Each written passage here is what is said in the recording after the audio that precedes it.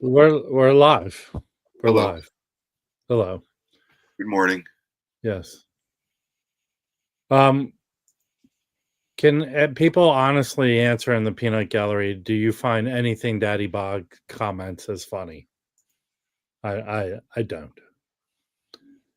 There comes a point when you're so unfunny that you're funny. No, he hasn't hit that point. No? No. All right. I have. Yes. No. It hasn't even happened. Well. Yes.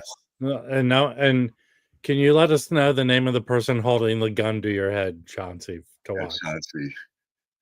Morning, Chauncey. Hey, guess what? The poodle is 2 years old today. What? Or is it 3? Maybe the poodle's 3. It's the poodle's birthday. What poodle? Well, the lab, the That's not a poodle. It's a horse. It's a sheep. That horse is not 2. Is it? He's 3. I think it's 3, but it's his birthday today. It's a horse. It's not a poodle. It's a pony. That dog jumps up and punches me in the chest with its paws. So how if you stretch that dog standing, how tall? It's bigger than me. Well, no, but it is bigger than me, which isn't saying much. Don't call Loki a poodle. No. Yeah, the poodle's pretty big. It's his birthday today. Woo!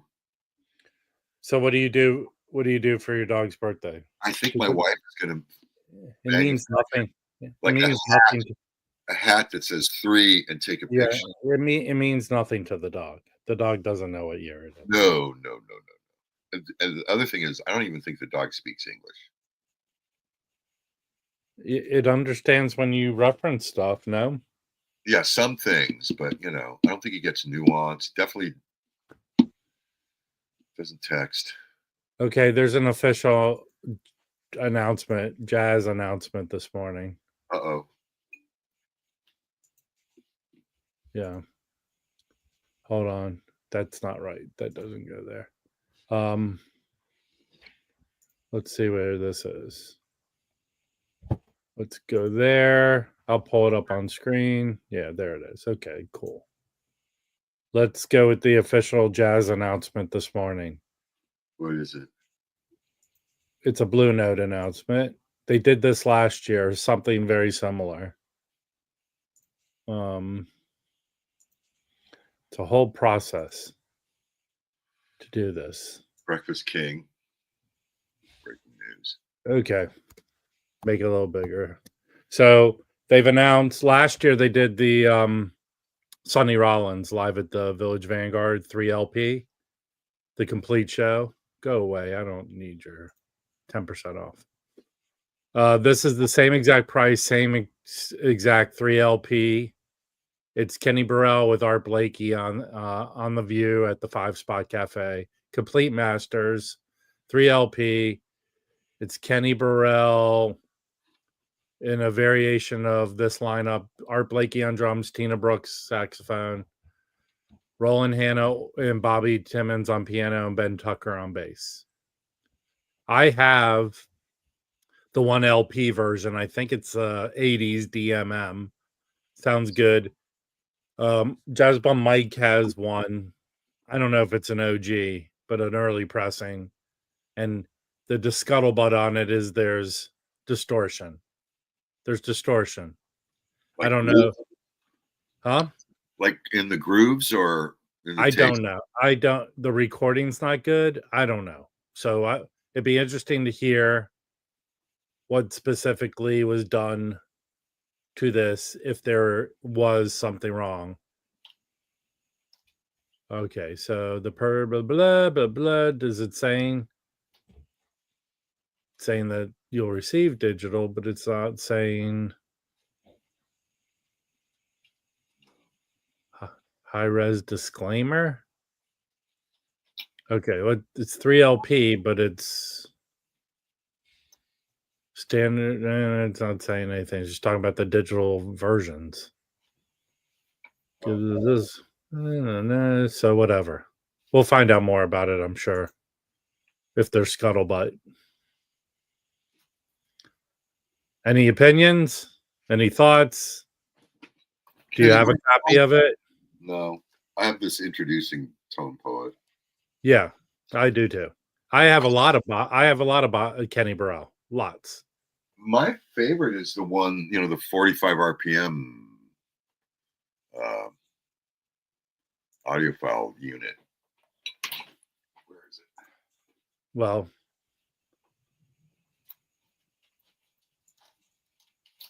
I don't know. You know what? I don't know if I'm not running out the door to order it.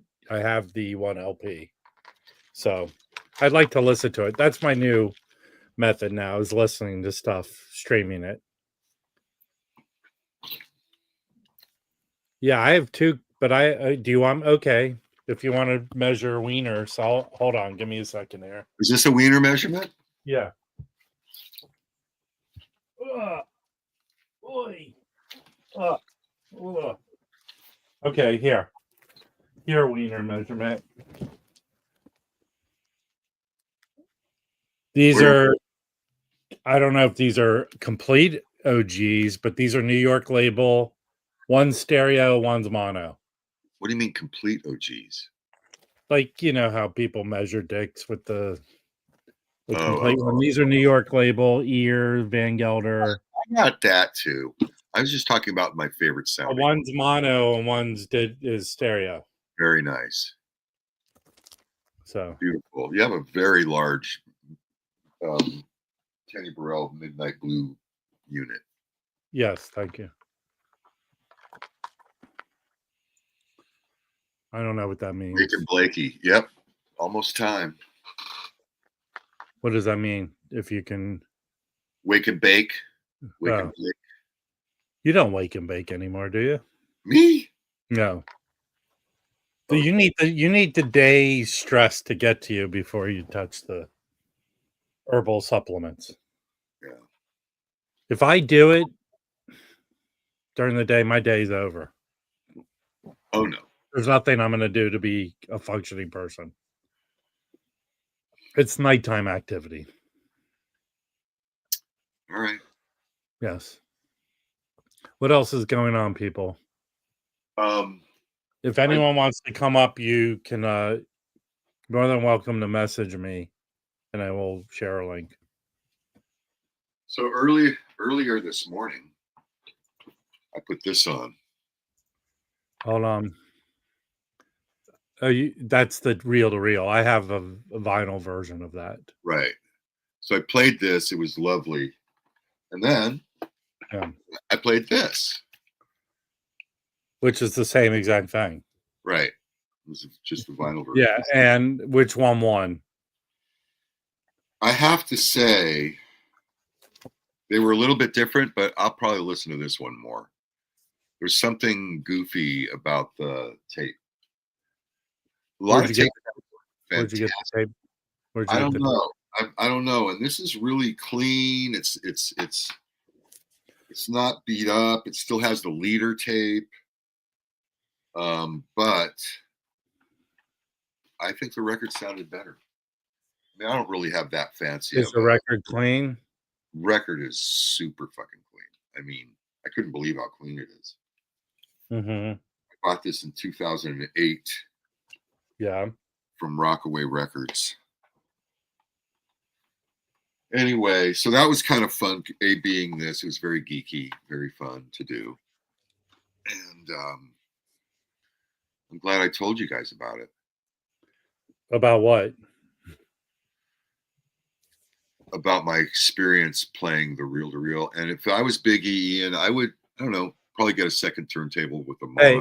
Hey, can you show everyone the big thing you picked up the other day? Yeah, so here's the big thing I picked up the other day. Actually, most things Jim picks up is a big thing. Bigger than that. Comparatively. So we all know, I'm sure we all know about what a scamp Frank Zappa was. And when he put this record out live in New York, he did a song called Punky's Whips, where he completely trashed a band called Angel. And their lead singer is a guy by the name of Punky Meadows. And they just did this horrible thing to them.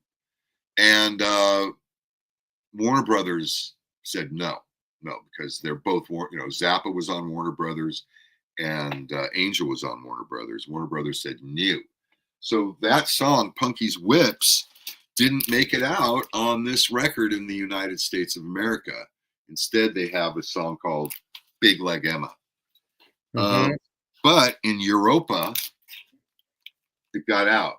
So you can get, here's a British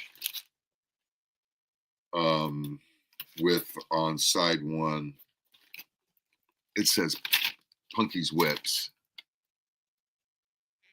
And this got out. This is the first version, and it got out into Europe.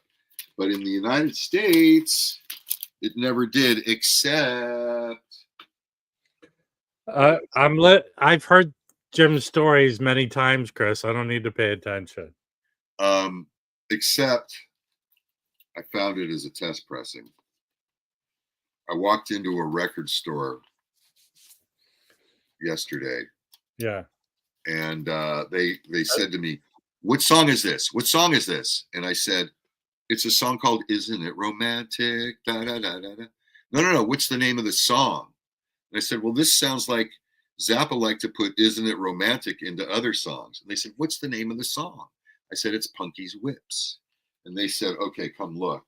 So how long was the original version out for before they took it In off? the United States, it never made it out, period. But their versions of that album that are out. Yeah, they reissued it in the recently, I think, with it out, and Reissue did a CD of it probably in the 80s or something. When Zappa got off of Warner Brothers and he went to Reissue, he released it on a CD, but it was never released, on this was it in 1977 or 1978. Hold on. Craig's joining us from the Witness Protection Program. There's no light on you. Hold up. Let me sort this out. Hey, Jim. Hey. How are you? He's showing his Zappa test pressing. Nice to meet you. So nice to meet you. It comes with it does this. I mean, it comes with that, but it doesn't have the original cover that has the song on it too. No, there's no cover, man. It's just this is a test press. Test pressing. What the hell? They probably didn't even know what the cover was going to be at that time. Here's the one sheet. October 1977. So this was Judy somebody's test pressing. And I don't know how many of those exist. I've seen one before. Well, okay, so on Discogs, are there any for sale on Discogs? Is it listed on Discogs? I didn't search for it personally. A friend of mine dug around and he said that, I don't know if it was Discogs or Pop Psych or one of the things that he searches, but he said he saw one for $800. And you paid way less than $800. Well, I paid a lot of money for the goddamn. I didn't care what the price was. I didn't give a shit. No, you buy everything. I just. Hey, if people don't know, Greg, he's the owner of the Analog October record label, right? Is that, or you're the main guy? How about I'm the only guy. You're the only guy, and then I'm the only guy. And you have a record store. I have a record store. So the record. You're in Brooklyn? No. He's more England. I'm in England. England. Yes, just getting ready for the evening. Yeah, so the shop came about as a knee-jerk reaction from burning out in my chosen field, and then which we all did. Absolutely. Yeah. And when it hits hard. Yeah. And then just after COVID, I just thought, you know what, I need to do this label thing. because the majors weren't putting out the stuff that I wanted to see as a retailer. So I just decided to test the waters, and it kind of went down well. So Yeah. I've got 10 on the go now. 10. You have Wow. so on the burner you have 10 projects. Yeah. So 3 are done. Your first one that you were brought to our attention through the Jazz Bums, and your first one was a Courtney Pine record, right? Yeah, that was This one, which is still available. People can order. It is still available. Yeah. It's the models changed a bit, Rob, because obviously I was doing them exclusively through the shop. Yeah. The next one is exclusively through the shop, but the third one is going through distribution, so it will be available in the US. Ah. So we've got a great distribution setup for that. Now the advantages you have is it's much easier to get the licensing rights to albums in England than it would be like in the US, right? Or is it wrong? Am I wrong about that? It all depends, because 7, 8, and 9 is an English act, but they were signed. They were signed to MCA. They were signed by the US, even though it was all done here in the UK. They were British. So the application for the license, and it takes so long. Especially the bigger the group, the longer it takes. Yeah. It has to go to business affairs. Then it goes from business affairs in the UK, who then transfer it to business affairs in the US, and then business affairs in the US come back to the UK with some caveats. They run those by, and you kind of have to go, okay, is it worth doing? Yeah. But it's getting easier. That's the thing. And I sent you a massive long email just to say. No, I know. Thank you. I appreciate your correspondence. It's getting easier. And I'm wondering whether that's because, like I said in that email, I think there's something going on. There's a shift. Oh, I can tell you what I know, and it's basically through my friend who has a record label. He's, and you can dispute anything I say. He's saying that the majors, if they had their druthers, they would not produce physical media. They just don't. Oh. They find it a nuisance. They are geared up for streaming. That is their sole focus. Right. So what he did say for your company and your label is they want labels like that to exist. If anything, it allows them to put out titles that they would never touch that are in their catalog. Yeah. So like my friend who has Omnivore, they put out, I think their deal now is they sort of have access to Warner Brothers. So they can put out Warner titles that Warner would not touch. They have and they want these smaller reissue labels to exist. They do want that. That's what I know. You could tell me your take on that comment. It's identical. And I'm obviously having the same experience as he is. It's getting easier with every time I approach them with a license request. It's an A4 piece of paper. Yeah. And the Courtney Pine just dragged. It went on forever because they didn't know me. They didn't know who I was. They didn't know what I could do. And I think we did a good job, right, with that particular title. And then it started getting easier and easier. Then the questions started happening. Do you want the tapes? And I'm like, yeah, I want the tapes. Then there were some instances where they would say yes to something.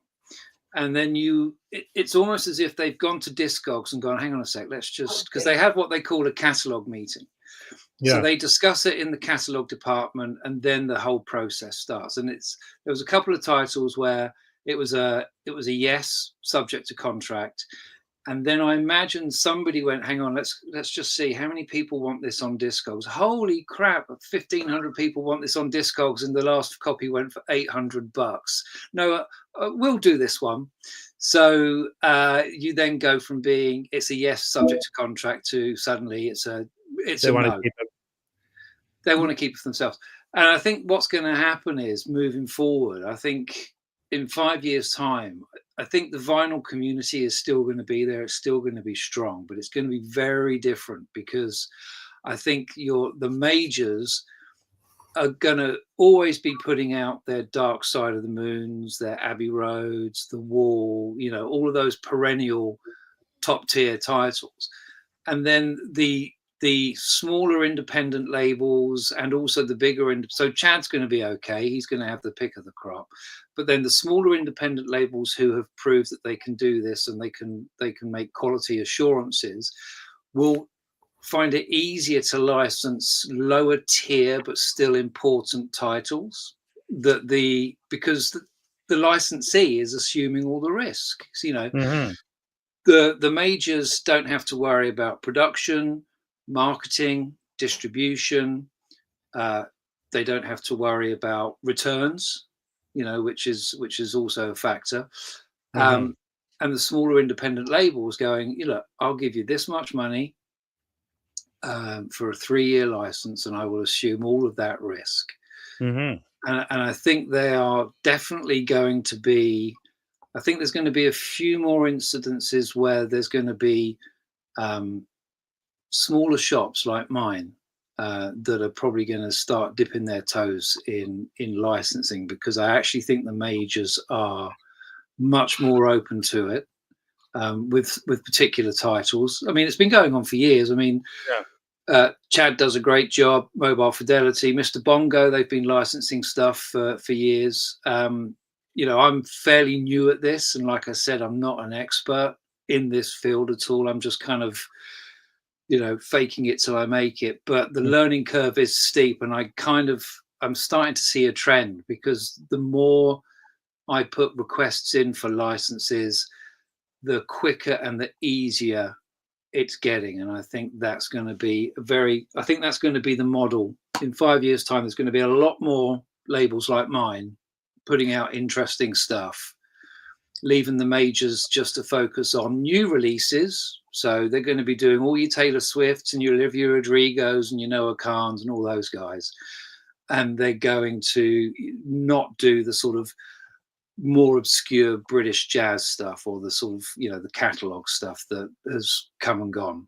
And we're going to discover it and hopefully bring some of that stuff out. So I don't know how it's going to affect independent record shops, because I think so on an average week, Sony will send out a pre-sale sheet, and it'll have 3 titles on it.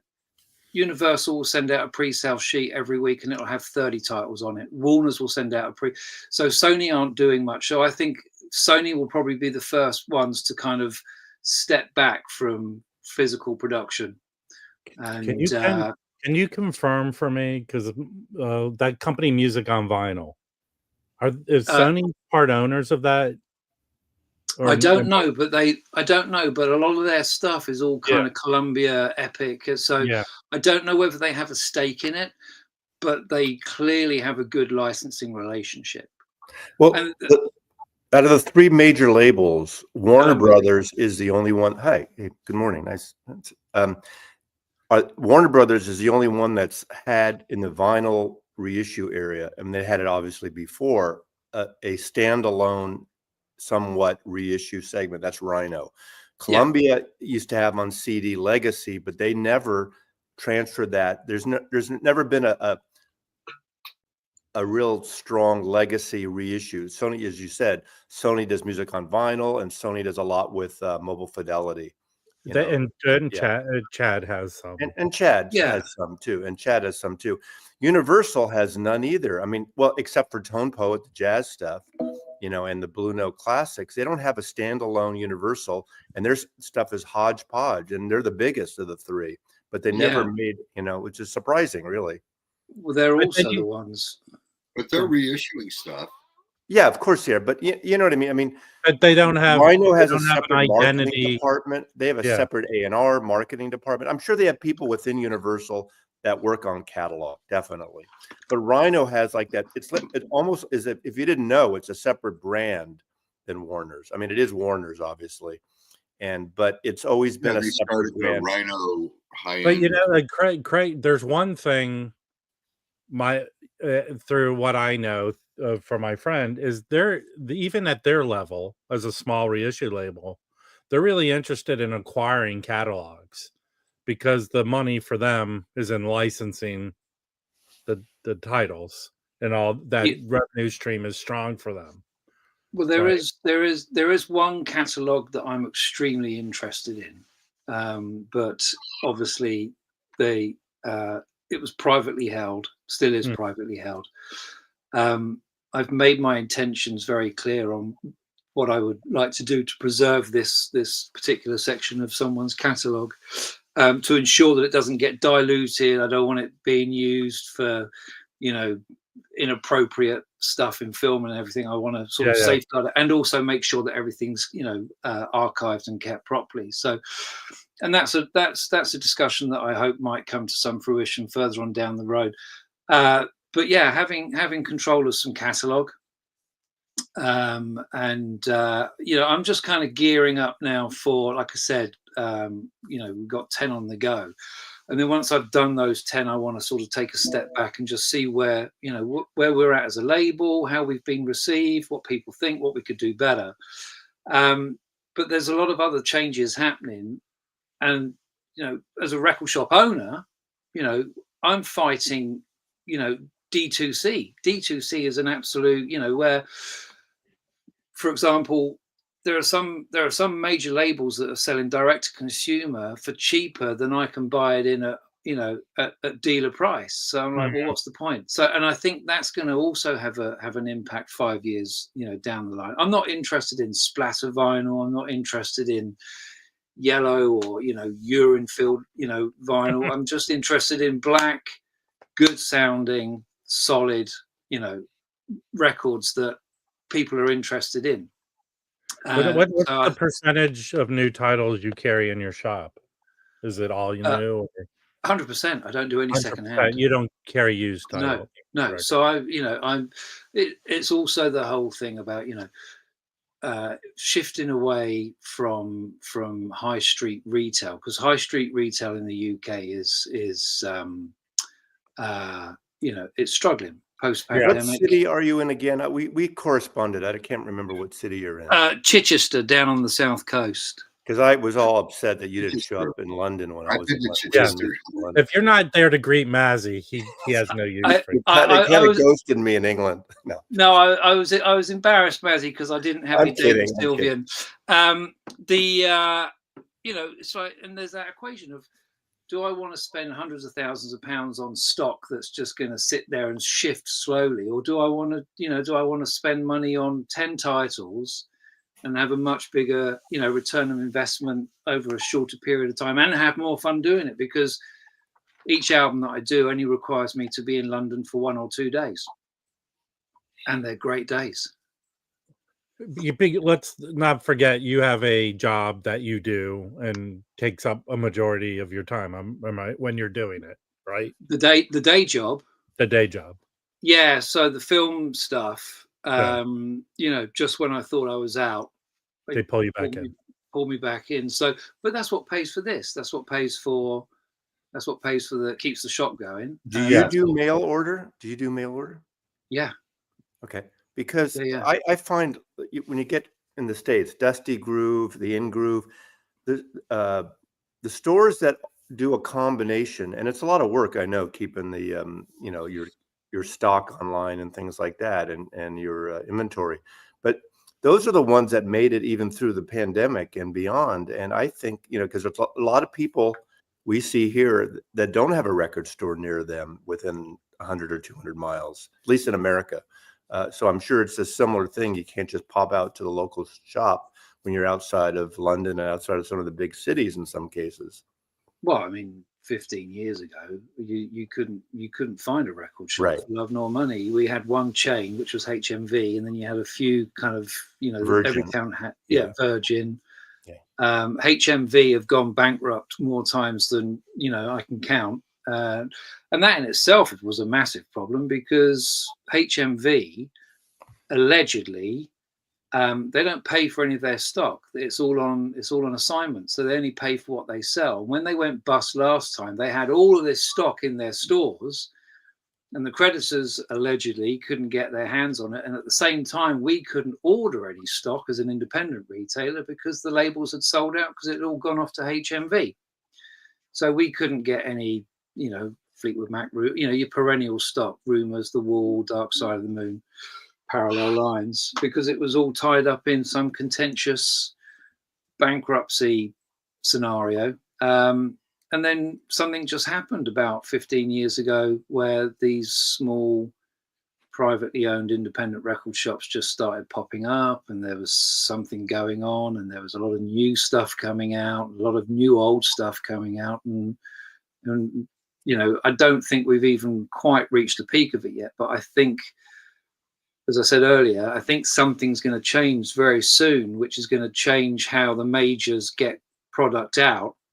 And I think those pre-sale sheets that we get every week are going to start shrinking, and there's going to be less new stuff, less new old catalog stuff coming out from the majors, and there's going to be more licensed stuff coming out from third-party licensees. A record label in the UK called Proper have a licensing agreement now with Universal, so they're putting out all the 10cc stuff and a lot of classic sort of 70s soft rock, and they're doing very well, and they're not bad. They're not bad. And that's the other thing. If this paradigm shift that I think is going to happen happens, well, in my end of things, I mean, I say this, I feel like it's all that the studios, movie studios, at least in the US, are going to go back to owning the movie theaters. Yeah, exactly. They'll own the theaters. And with regards to streaming services, they're going to become more like what we remember cable being, you know, is with a program guide and different channels. And, you know, because all, like, I don't know, the sports here in the US, sports is going to be moving to the streamers, and that's the number one type of television content, because it could be ad supported and advertisers are happy no one will fast forward through their ads and all that stuff. So I believe entertainment wise we're going through a shift with regards to what you're saying. Rick's V Spinner said all the 10cc stuff. I doubt it. No, not all the 10cc stuff, Rick, but some of it. And it's, you know, they're licensing stuff out to third-party licensees.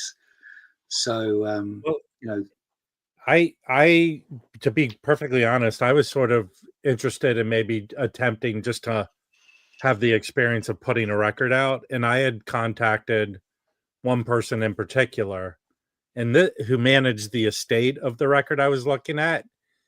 And he wasn't 100% sure if he had the rights to put it out on vinyl. So it's really funny that people that are sitting managing these estates and in the libraries I don't think they have a full understanding of how all this stuff works too, you know. I didn't. I kind of just went with it on the first one. Yeah. And you know, you take the lessons you learn from the first one, you put them into the second. If I can't recommend if you want to do it, Rob, do it, because it's very rewarding. I mean, you're not going to get rich because you're not going to see a return on that investment for a while if you do. But if you choose the title carefully, I don't think anyone wants Slappy White's greatest hits, Rob. Yeah, and I don't think anyone knows who Slappy White is, man. He's so bad reference. Yeah, but you know, this is a model for you start with a large fortune. You can make a small fortune doing what you're doing as long as you start with a large fortune. Because that's what happens. You turn a large fortune. That was a bad joke. No. It's actually that. No, Jim's actually right. If you want to burn a lot of money quickly, there's two things you could do: open a record shop, and then start a label. Which is why I'm now back on set doing the day job.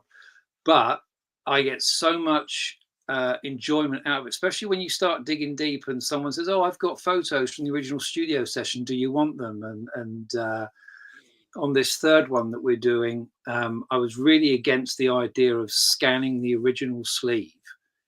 And the owner went, "Well, I got these 4 sheets of color separation film. What are they from?" And I said, "Well, they're the original photographic elements from the sleeve. Can I get access to them?" So the sleeve for the third one, which I haven't announced yet, it's going to be a complete, from the tapes right the way through to the original film elements as well. So there's no scanning or anything going on. Very minimal cleanup because they were kept in pristine condition.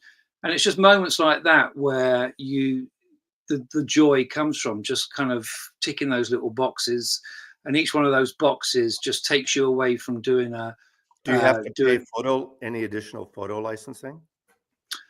So the photographers that I've reached out to are your sort of normal melody maker, NME, freelance photographers back in the day who've kept everything, and then you just agree on a license for the use. So where's my? Bear with me 2 seconds. Just so everyone knows, when does your second title come out? Wow, should have been November 2024. Yeah, it's now going to be in 3 weeks' time. All right, Mazel Tov. Yes, the reason for that is because I won't lie, I just wasn't happy. The test presses, I was just finding fault in, there's distortion, and Optimal by default will always now do test presses on this stuff. Hold on, let me make it big there. Biovinyl. Mm-hmm. Which I get it. Sounds, you like it or not? You hate it? No, I know. I get the concept. Okay. But it sounds like shit. Yeah. Yeah, I get. So it's very difficult to.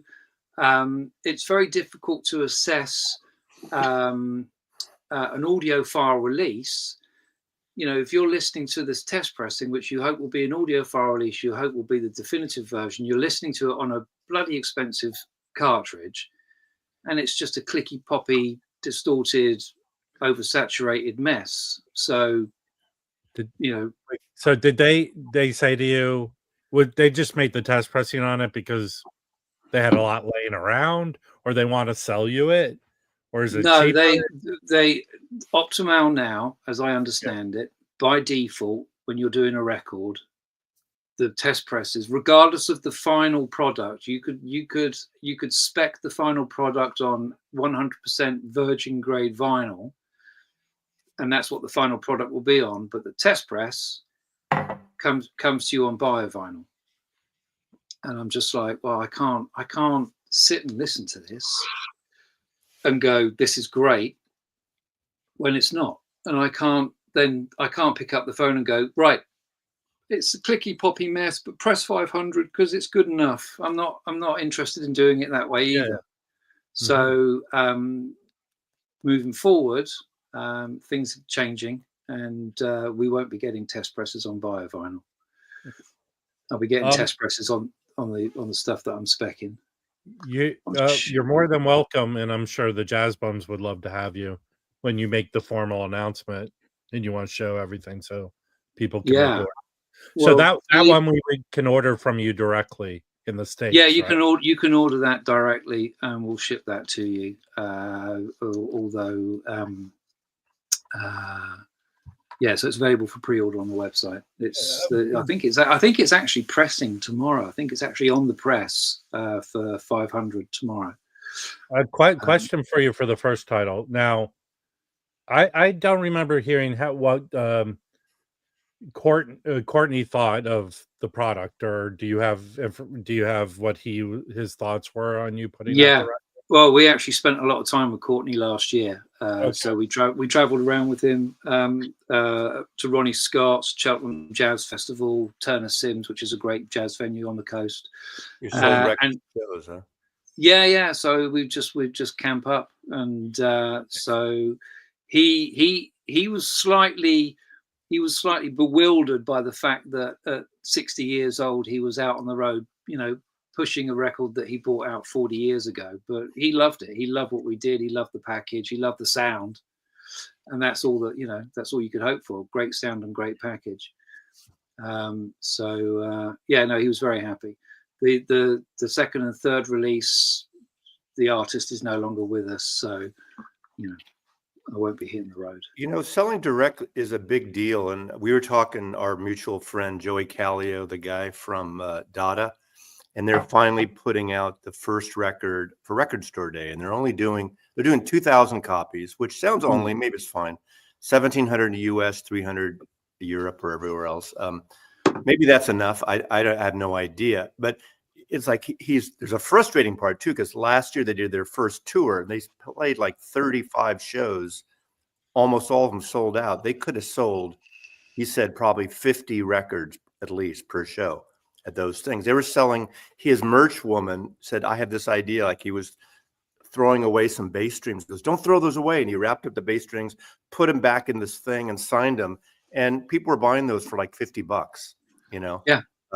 So records were the thing that they were asking for, and they had no records to sell at shows. And people like, especially those kind of places when there's 300 people, 400 people in the house, you know, you sell 50 records or something.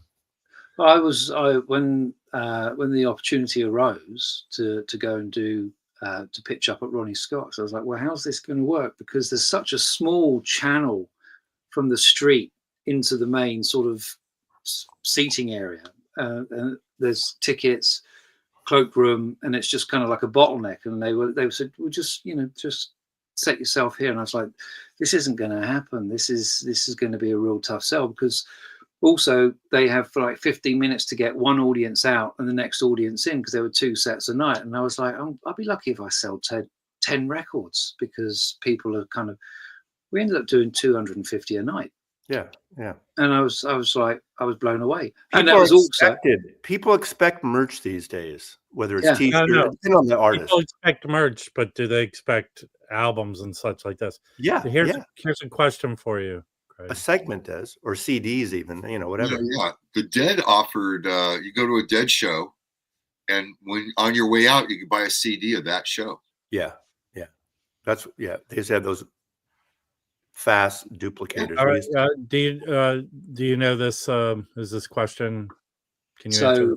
Relias, yes. So the thing that Casper at Gearbox and I did, the very first thing we did was we sat down and listened to every possible version that I could get my hands on. So original OG from the UK, the Japanese press, and we arrived at the conclusion that the original UK press sounded a bit thin and what I would call 1979 hi-fi. The Japanese press sounded quite warm and chocolatey. And then we compared that to the tape, because chocolatey, smooth, buttery. All right, I didn't know that audio file. But none of them had the grunt that was actually on the master tapes. You know, you've got John Martin on lead guitar improvising throughout the whole thing, and the grunt wasn't there that was on the tapes. The John Martin? The John Martin with a Y. Yeah. Where's my doobry? I'll find it in a sec. Our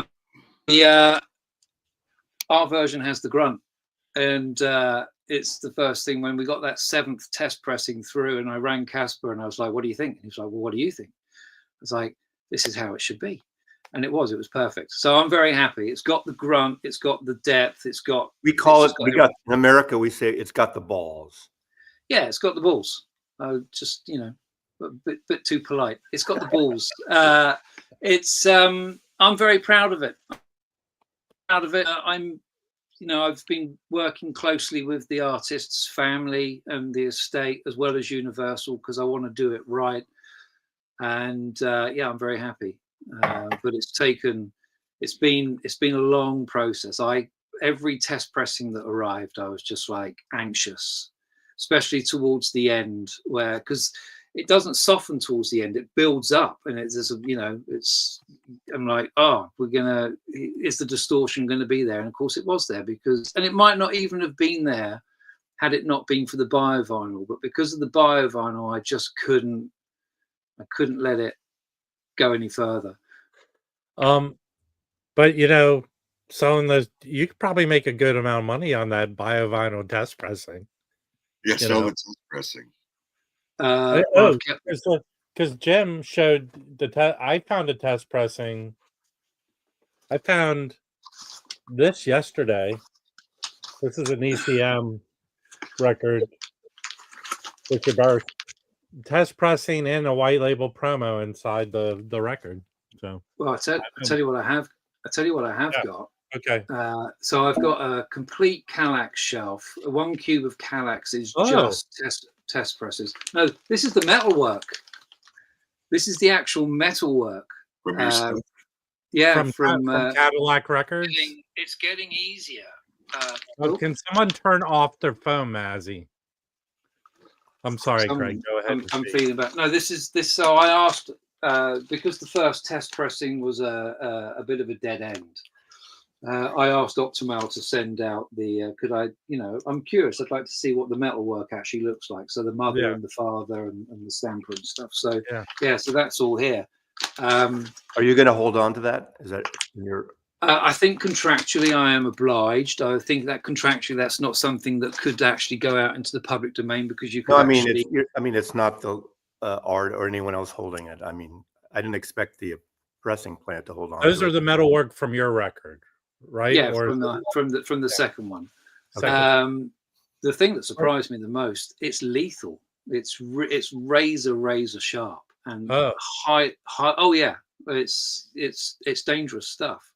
So wait, going back, so the second album you're putting out was originally put out on Cadillac Records? No, Decca.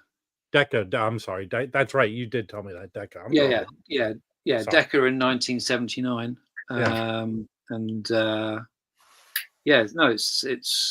It'd be interesting to see how it's received because it's not really jazz. It's a jazz artist, but it's a jazz artist who's it's almost prog rock jazz, and with the inclusion of John Martin there as well. The John Martin? The John Martin with a Y. It's there's some great photos in the booklet. There's some we found some original photos from the original studio sessions at Morgan, which is a very famous studio in London at the time. And John's there. They're all there. Barbara Thompson. It's technically, I don't know if you're aware of the British kind of jazz rock outfit Nucleus, but it's they're pretty. What's the main guy from them? It's Ian Carr, Jeff Castle. Yeah. So they're all there, and the photos are great, very candid. They're not posed; they're just kind of snappy snaps. Give me 2 secs. All right, no problem. No, it's my cat. She knows I'm in. She just. Go away. And also that's the other thing, the booklet that goes inside. It's it's trying to offer something more than just here's a record. I want you to actually have something that puts the record in context. So because there's not a lot of information out there about the record, so I had to dig deep. I admire, it's a different thing, but it's parallel. Zev, who does all those jazz records, Zev Feldman. The thing is, whether you like the unreleased stuff or not, he's finding tapes that never were put out, for one thing. But it's amazing, and knowing just on the photography side what's involved sometimes, but he finds these photographers, and various photographers has to get images. Plus, he gets many interviews with sometimes 4 to 5 people per release, and just to deal with that and get that, that to me would be overwhelming alone. Didn't Sam Records start with the artwork, the photographs? Didn't he? He gets the negatives apparently. And he started because he had a stash. And Chad does that too. I'll give Chad credit. He tries to redesign the cover, reset the type. Well, you don't reset the type. A lot of these people feel the packaging is as important as the record. Yeah. Oh, absolutely. But so you see a bad scan. Tell you, though, I signed up for that Verve record club, and I canceled it after the first. I got that Coltrane. The cover is not good. It's very dark. I feel like they did a good job, but it is not in the class of a tone poet. My record was warped. So they're trying to get into doing this, and from the get-go, it wasn't the first one should be, what do you think, you rest your credibility on, and it was not good. Are you having any issues in your site? Nicole said she tried to order your new record and is getting some errors. She's in the States.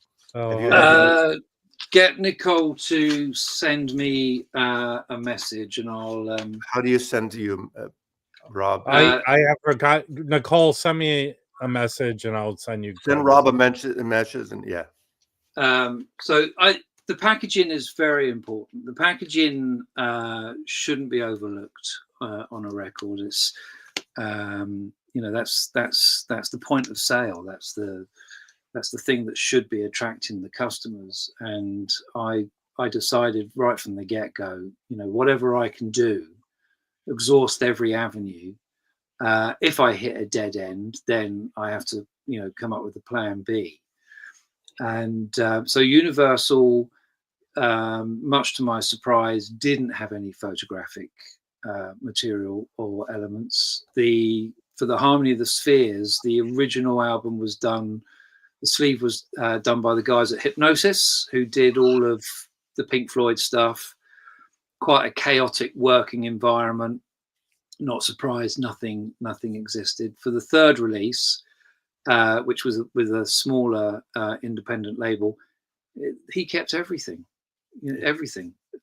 And it was just an absolute delight to go through. Not only did he keep everything, he also gave me access to the original 16-track 2-inch masters. So I've actually been able to sit and listen to the original album and fade different tracks down and enjoy all of the kind of inter-track banter between the musicians and mistakes, and that's been absolutely fascinating listening to that, because it's given me a much more deeper appreciation. I want to go back to the whole comment about scanning, when you have to scan a sleeve because nothing else is available. When you scan a sleeve, there are things you can do in Photoshop to tart it up, but came across one. They forgot to take the price sticker off.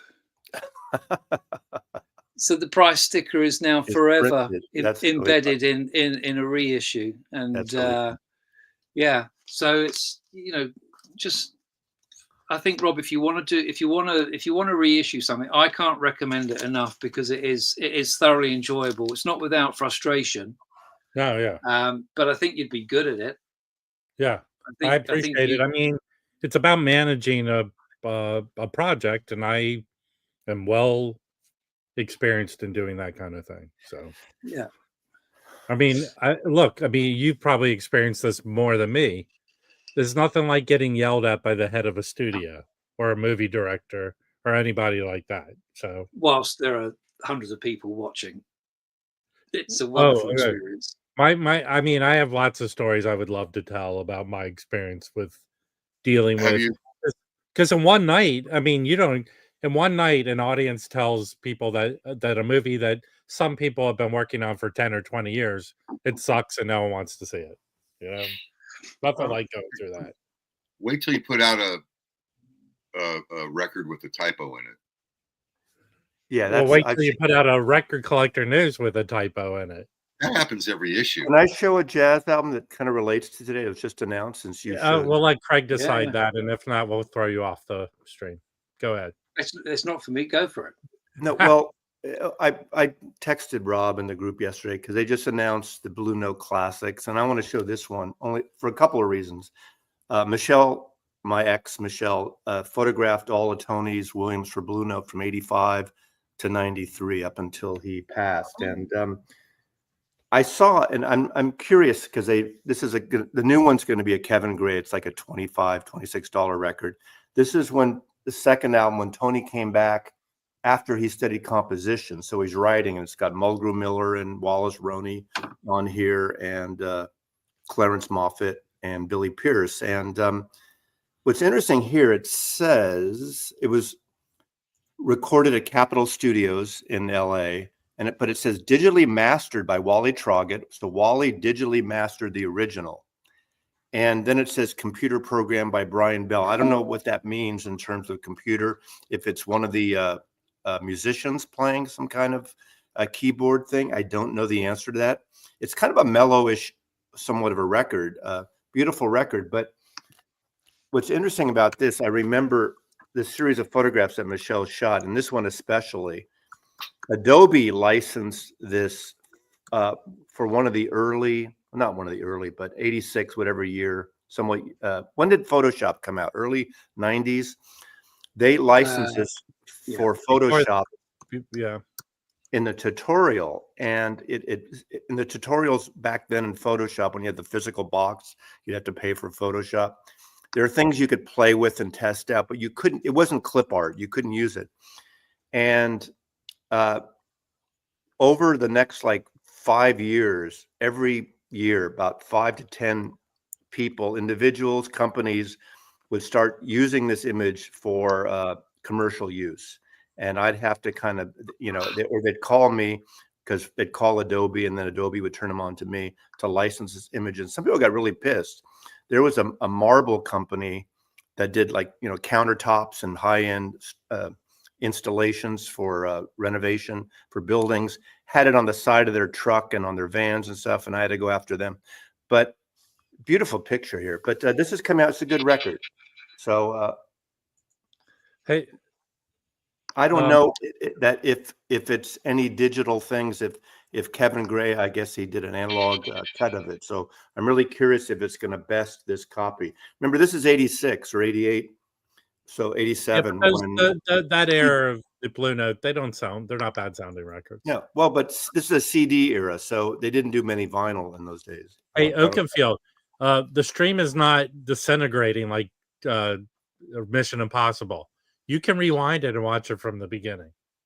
Thank you. I just saw a few notes from people just saying that they can't get on the website. Well, I can tell you this, that I logged in. It's a little slow, but I just added the album to my cart, which I will click through and order, and I had no errors. So some people are saying they're having errors. But Rob, you don't need to do that. You don't need to do that. Yeah, I added it to my cart, and I'm going through checkout fine on the site. Yeah, so. I'm trying a new plugin for security, because anyone that runs a website knows that you're just constantly having to filter out bad agents.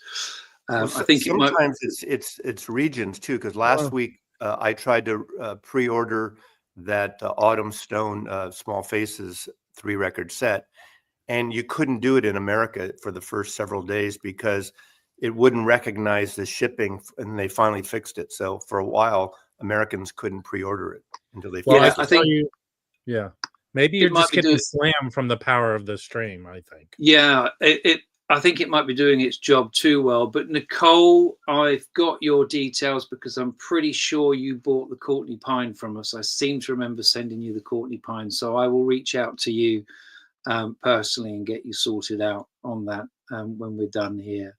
And and I'll, running when you're an owner operator of a shop and a label, and you're also doing, you are the chief cook, bottle washer, accountant, IT department, there's so much that you have to take on board, and it's, things like the website, it's not a quick fix. So I'll jump on it, but apologies if you've been having issues getting on. Okay. As you're talking, I'm going through the process right now, and it looks like I just ordered the record, so it went through. All right. I use Google Payment, and it went through fine. So all right. Yeah, I mean, it's not chucking anybody off, so I don't know. It might just be, maybe it's just doing its job too well. I'll figure it out. Oh wait. I'm going to send you this email I just got. Oh really? Oh yeah. Hold on. Who's it Maybe from? It was a payment issue. Is it from me? It's from it's automated. From you got to pay your credit card bills, Rob.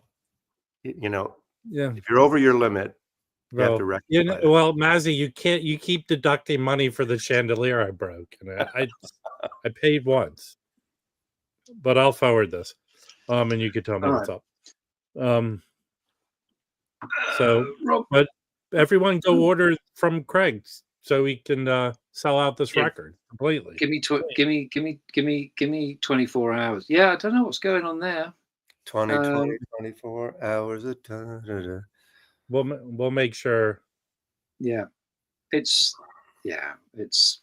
joy. I think we're going to shift away from the platform that we're using. I think we're going to move away from WooCommerce over to Shopify, because Shopify WooCommerce as a platform. I don't know if there's anyone out there that's got a shop or runs WooCommerce or whatever. It's great, but it's so reliant on like 30, 40 different plugins that you have to subscribe to every year just to keep it going. Whereas Shopify, I'm looking into that because it looks like it's more from the consumer end. Shopify is like a breeze. Yeah. But I didn't have a website. I don't like Shopify. I don't like Shopify. Well, I buy a lot of stuff through Shopify. It's great. When I opened the shop, I was quite arrogant in I don't want a website. I just want to focus on real people, bricks and mortar. But then COVID happened, and we were told that, we had to shut the shop. And I was like, well, what the hell am I going to do? So the website came out of that. Came out of sheer panic. So yeah, I'll that period really showed stores that do good e-commerce, because my favorite stores here, Easy Street and a few others, I tried to order from, and if you went, I don't know if it's still the same, you go to the Easy Street website and you search an artist, it shows you everything that they can order. So they're just basically transferring it. And obviously, they don't have that in stock. High voltage down in Tacoma was great. I would order something, it would ship out that day or the next day. I'd get it in a day. The In Groove, obviously, Mike knows what he's doing, and he's got it all together with even out of country stuff. He's really on top of that. And same with Dusty Groove. Are they in Chicago, wherever they are? There's but some places just failed at that. Now, obviously, they weren't used to it. You can't blame them. All of a sudden, this thing happens and they have to close down. But and they don't have their inventory. A lot of places don't have inventory, especially if they do a lot of used stuff. Yeah. Well, it's a lot of work. It's a lot of work. And sometimes you are also at the mercy of the majors. So if they don't have the stock, you ain't got the stock. You can go to the wholesalers, but that's more expensive. That's like $3 more per title, and you don't want to then suddenly get into I'm paying more for it, so the customer should pay more for it. You just take a hit on it, just so you can have those because no one wants to walk into a record shop and the Led Zeppelin section is empty. Or the Pink Floyd section is empty, or the Beatles section is only half full. You want to be well stocked, but it's okay to have the Supertramp section empty. We don't really care about that. Mazzy has a hatred for Supertramp that I don't understand. Yeah, but for a long time, the only thing you could get from Supertramp was the Breakfast in America picture disc. Really? And yeah. Over here, I don't know what the situation is. I know the Mo5 was available for quite a long time too. Yeah, they had that impressive. But the problem that we've got with Mo5, with Chad's UHQR stuff and the Analog Productions, is by the time it gets here to the UK, my supply dealer price is more expensive than buying it direct from Chad as a normal customer. So what have we got here? Excuse me. So by the time this hits the shelves in the UK, that's a £250 record. Wow. Maybe you could work out a special. Maybe you could be. Your glasses are almost big enough to be the UK distributor for Analog Productions. Yeah, that's what. Yeah, Craig 33. No, there's something. I don't know. We're all going big frames. I think it's just because we're getting blind. So yeah, buying. It's the attraction of getting these titles in. Like the Atlantic 75s. I mean, the Atlantic 75s. Even if I don't make anything on them, they still have a massive ticket price. And also, there are some interesting decisions where somebody over there decides that they're not going to release some of them worldwide. So we had a massive issue trying to get a lot of the Genesis stuff in. So we pre-sold a lot of the Genesis stuff, and then we were told that someone wasn't shipping it to the UK. So oftentimes some people have a chip on their shoulder that only exists that for them and no one else. No one cares. Yeah. But I mean, it seems it seems silly that they put these fees and things on stuff like that. Well, what's going to happen with these tariffs? I mean, I mean, a lot of stuff. I can't think that people stand for them. Well, I mean, I just don't see it. I don't see Randy how... Newman, like 50 years ago, wrote the lyric in his song "Political Science" that is apt today. So I won't listen to those lyrics. Let's drop this one. Let's see what happens. No one likes us. But what happens with, so the Blue Note stuff that's coming out of RTI, the Tone Poet stuff, that's not affected. But what happens with the stuff that's coming out of Germany, the classic stuff? Are they slapping tariffs on that? Or will they? Well, right now, I mean, not that I'm fully paying attention to everything. Seems like they're directed towards... The initial ones are directed towards certain countries. So aren't a majority of CDs made in like Mexico, I think, right? Am I wrong about that? People are buying CDs. The price has got to go up on those. I haven't bought CD for years, Rob. I know, but they're big sellers. Like my friend that has the label, their sellers are CDs. Like they're about to have a big announcement for something I want. And it's CD only because it's several CDs. And if they were to put out the album version of it, that it's not cost effective as a small company to put out something like that. Like, I mean, I don't know, in your initial looking for stuff to reissue, have you come across a project that was more than one album? Have you come across something like that? Yeah. So one of the ones, which is just about to cross the finish line, if I've understood your question correctly, I have no choice but to release the 3 titles really as a 3-disc box set, only because the music is freaking awesome, but the original album artwork is awful. So if I was to release them individually on, as normal albums, people flicking through would be like, no, that looks shit, because they don't look great. There's nothing that pulls you in, you know. So I decided to put it in a sort of stiff, cardboard slipcase with completely different. Massey doesn't like that. I see everyone that doesn't pay attention. I'm fine with a box set that has several discs in it. When you're talking about one disc in a box set, one record in a box set, that's where I take issue. Okay. Well, so that is a kind of smart thing. Maybe let's step back and say the album you're putting out now, did you find additional material that went with it that were on the tapes, or there was additional things that were? Have you through any of the albums you found, just by what was given to you, was there extra material? No. So with the second album, what is on the tapes is what was released. Yeah. With the third album, I got really excited when I actually got the 16-track 2-inch masters and went through them, because there were 5 reels and I was convinced, oh my God, there's going to be something on here that didn't make the cut. And there wasn't, because they were so economical with the studio time that they went in with a plan and they came out with exactly what they went in to do. So there were alternate takes, and there were sort of, aborted takes.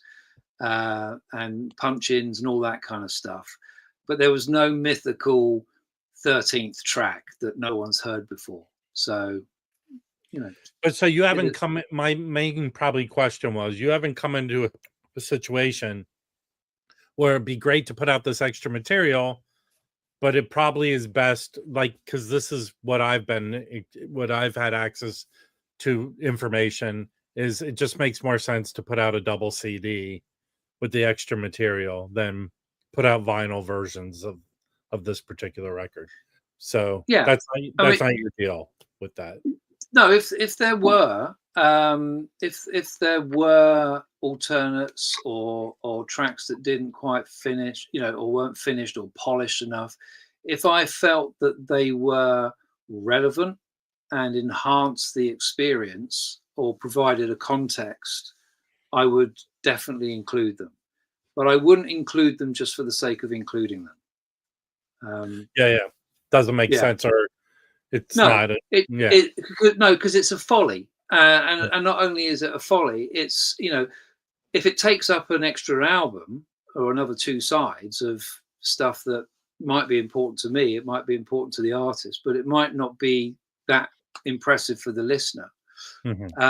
You are still technically producing another record, and because you are now producing another physical disc, you're now liable for an extra set of mechanical rights and you know, an extra set of, you know, discs to be pressed, an extra disc on your next test run.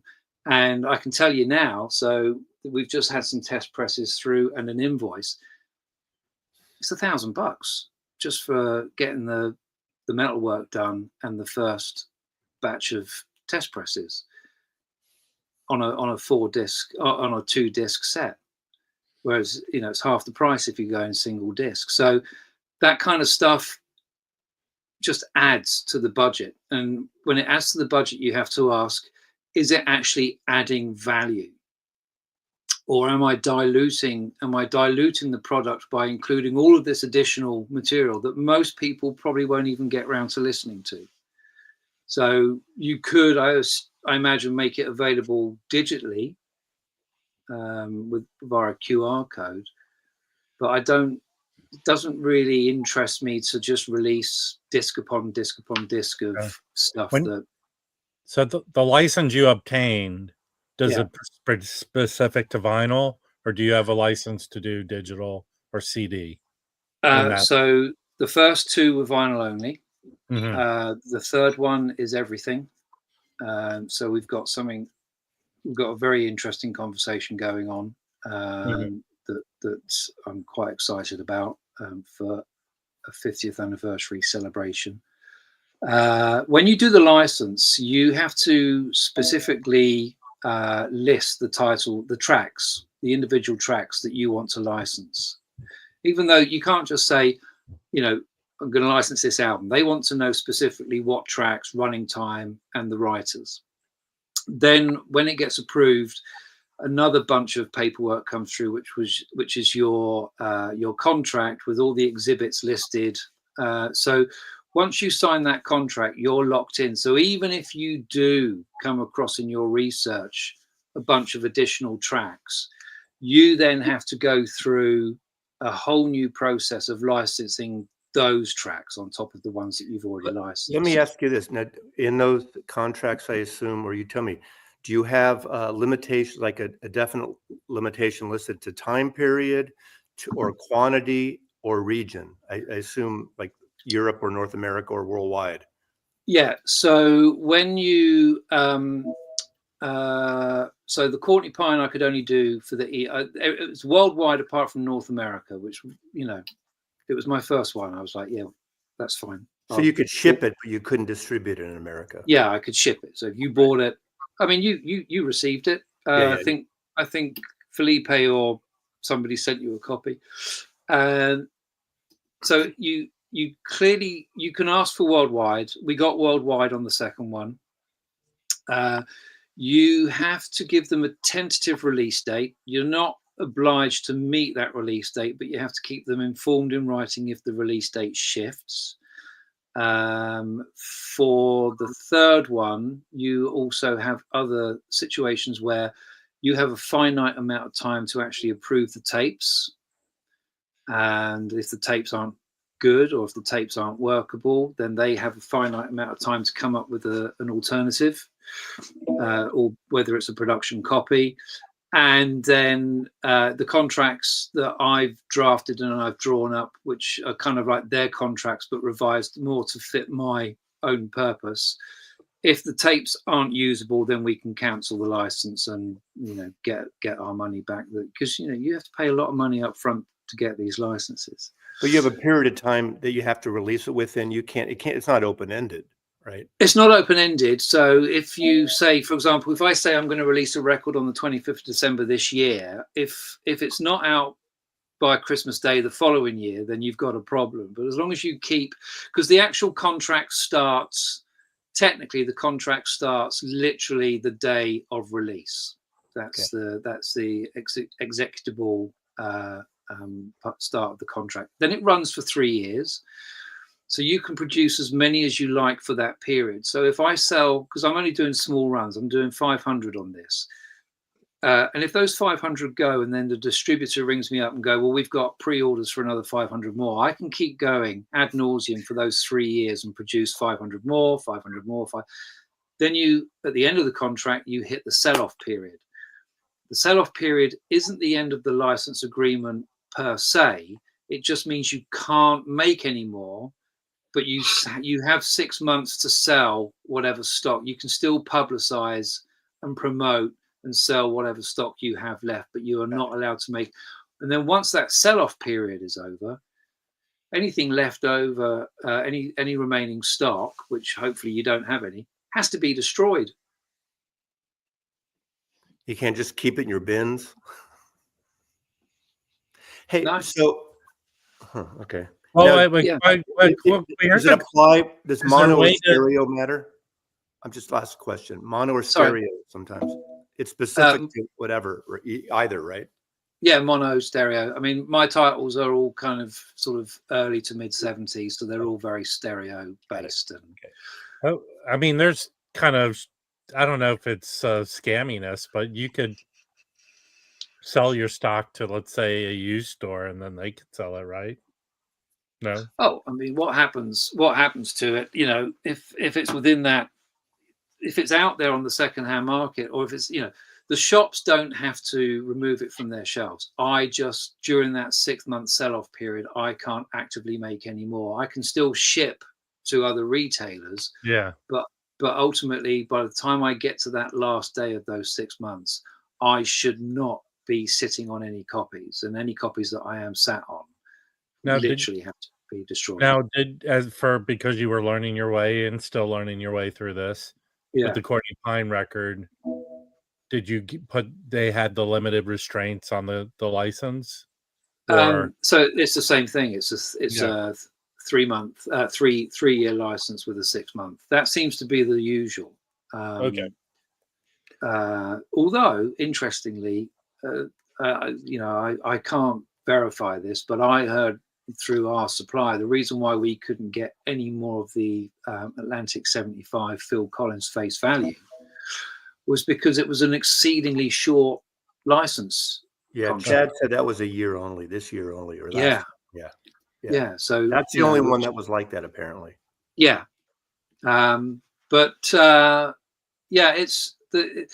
It's not even a steep learning curve. It's vertical. It literally is just, so it's all about having the right sort of people around you to, you know, because I can pick up the phone and speak to Casper or the guys at the plant, or now, you know, the third one we got done at Abbey Road with Miles Shaw, so I can pick the phone up and you know, quiz him on something that's troubling me. So it's about having the right people around you. I'm just a producer. Here's the right person to have around you. This is Tom Rashawn, well respected. Well, that's questionable. He was really angry with me the other day when I went over his house. Oh, who wouldn't? You were all on Tuesday. You were all angry with each other. It was no. Shout yeah, but it stays here on the stream. But it's good for the entertainment. Oh wait, actually, Jim's anger at me bled over to off screen. Yeah. But we don't hold it in. We don't hey, hold on to we it. should hook up. I mean, Tom designs a lot of record covers and packaging and stuff like that. But we're talking about Analog October. That's Craig's label. Yeah. So I've Came out on- dropped. I'll drop the link again, and in Do I look like Simon? please go. Craig's new his new reissue is about to drop. Can I share the screen and just show the website?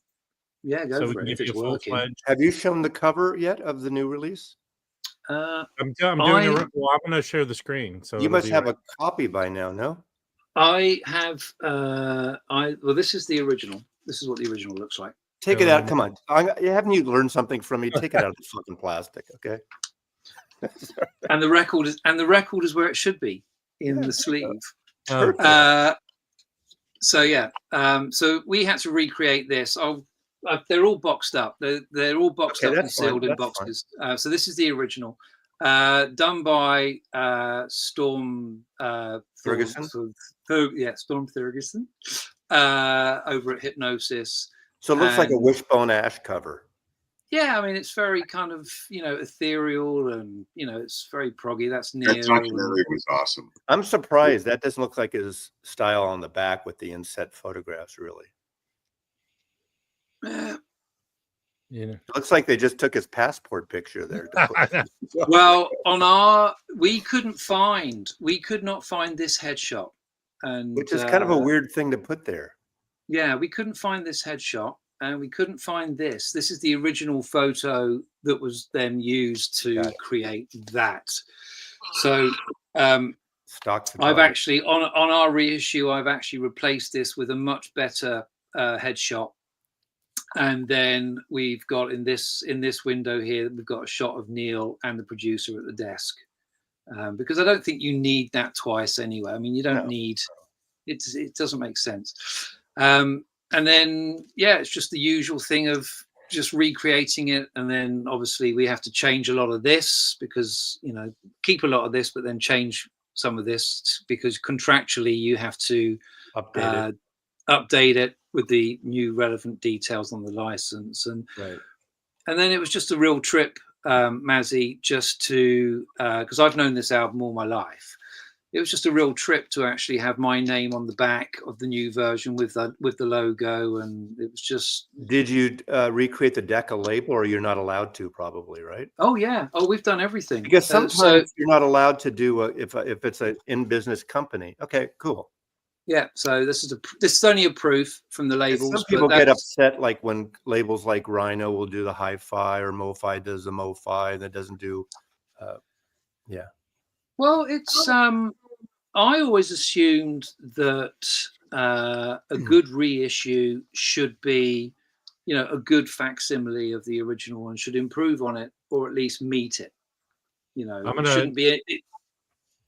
I'm adding here's Craig's site to order the record.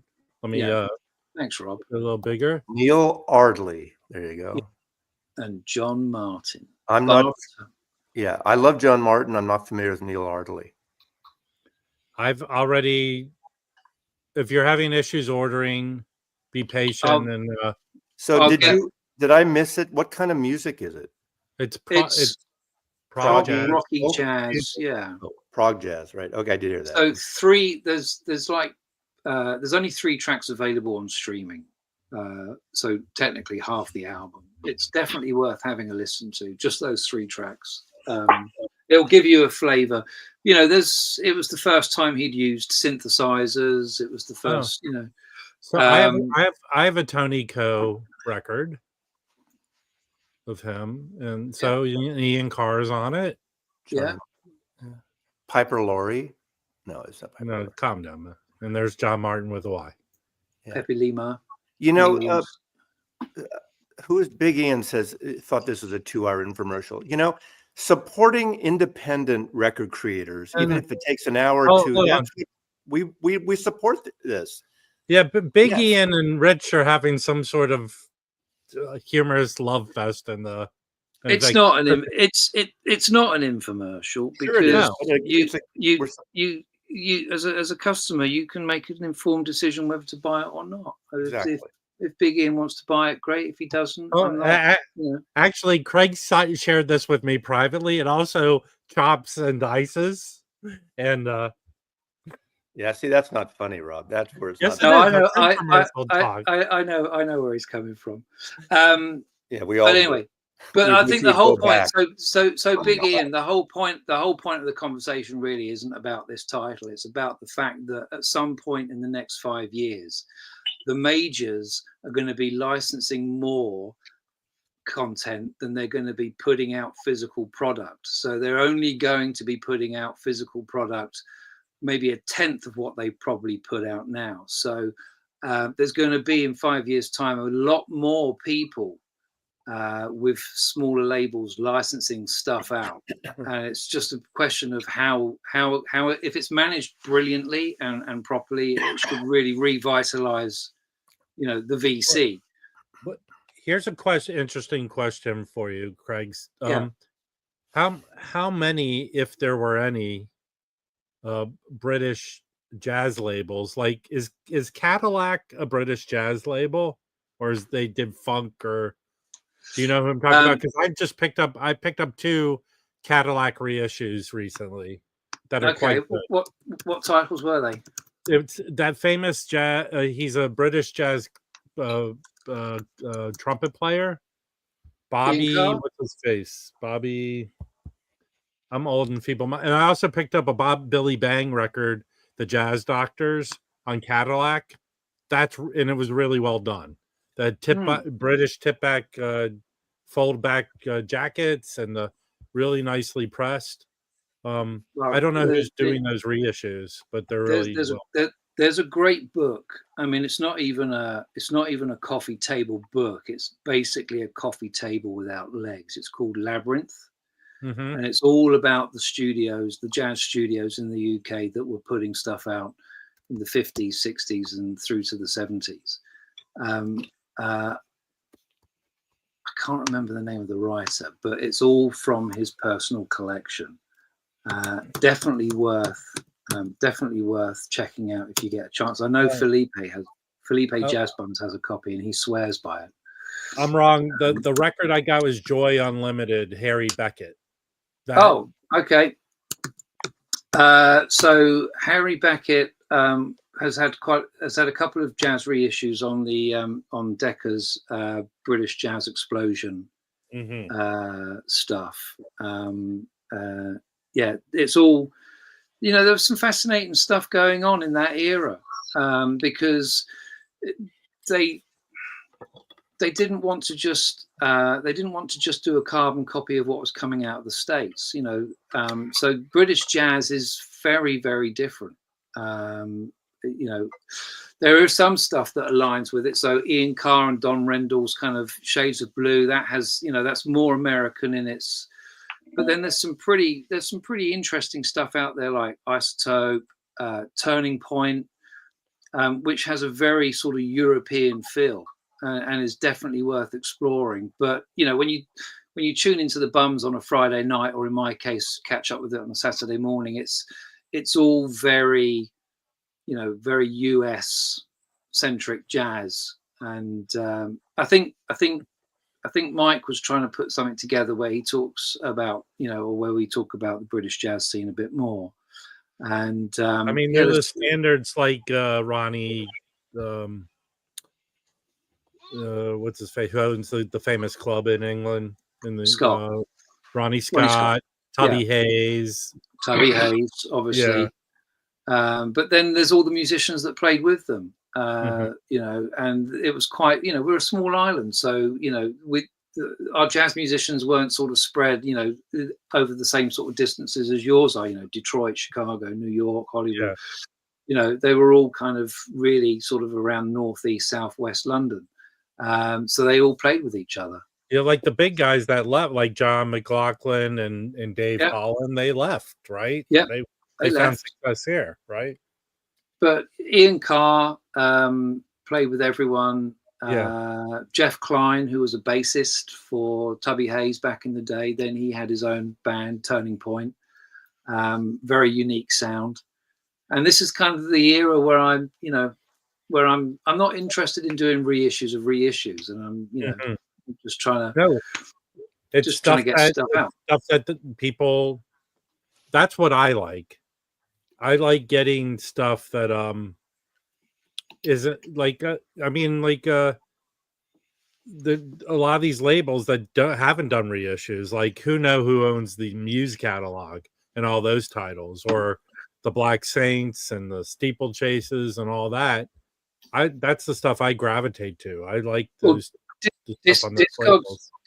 Discogs is the first. Discogs is my first kind of, if I come across something, I'm like, oh, that's interesting. Then I hit Discogs to find out more about that. Then you have to hit we have this thing over here, PRS, and you can go to the PRS and it will tell you who owns the publishing and all that kind of stuff. And it's investigative journalism almost. You have to sort of really, if you know it's a Universal title, you can ring up Universal and go, hey, what are the chances of, can I license this? And it's either a yes, resounding yes, or a flat no. Mm-hmm. But for the more obscure titles where they might have been released by Decca, but only under license, they might have been licensed to Decca, but from a much smaller label. Then you start getting into the kind of real digging deep to find out who owns it. And then it's, what materials have you got? And, on 2 instances, it's been an absolute dead end. It's like, oh my God, nothing exists. No one knows where anything is. And it's a real shame, because that's it's gone.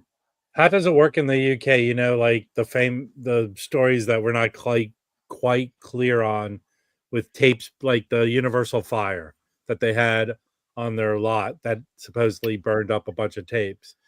Are tapes kept in a like by the major labels in the UK?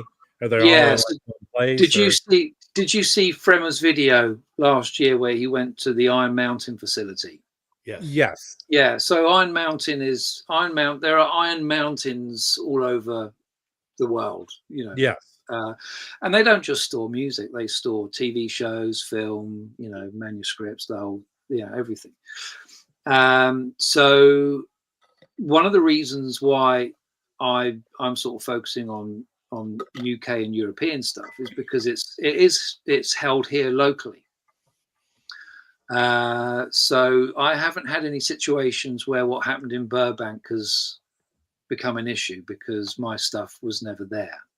Might have been, copies may have been there, but my stuff. But there aren't like kind of low level storage facilities where tapes are hanging out in the UK. They're all properly stored in facilities that there hasn't you'd been. You'd like to think so, but no. So all of the stuff with the majors is obviously accounted for as best as they possibly could, but there'll be labels that were in an office building and then they weren't in an office building and everything got boxed up and moved around, and stuff gets diluted and lost track, and I'm sure that's a common thing. There was one album that I really wanted to release, but the masters, the only copy of the masters they had was on a Sony Betacam SP tape. It had been digitized, and I got very excited, and it was you opened it up and just all this mold fell out. It was just absolutely engorged with mold. So I would say the majors have a good handle on where all their stuff is, and for the smaller independent stuff, or the more obscure stuff, or the stuff that's privately held and privately owned, that's just that's where the fun of digging around comes from. But also you have to counter in the fact that if we're dealing with musicians who are in their sort of 30s, 40s in the 1970s, then there's a strong chance that they're not even around to even answer those questions. And, you're asking people questions that they can't answer because they don't know, they lost track of this stuff years ago. Oh, dad had a box up in the loft, but we haven't seen it for 30 years. We don't know. Whoever the heirs are and have the rights to this stuff. Yeah. So they might have the right good handle on where everything is. yeah, they might have the rights, but they don't necessarily have the material.